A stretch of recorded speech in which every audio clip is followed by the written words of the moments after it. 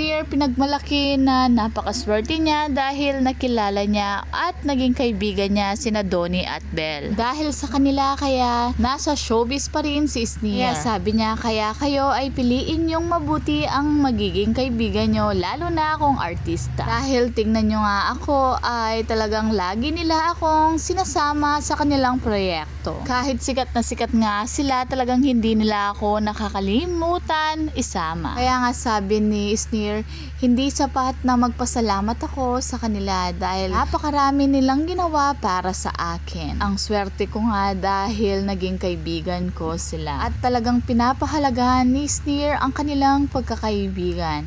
Kaya kahit ano pilit ng mga netizen na pagsalitain si Sneer, talagang tikom ang bibig niya para sa privacy ng dalawa. Kahit may gusto man siyang sabihin at ipagmalaki na kung gaano talaga nagmamahala ng dalawa, ngunit tikom talaga ang kanyang bibig para sa laking respeto niya sa pagkakaibigan nila.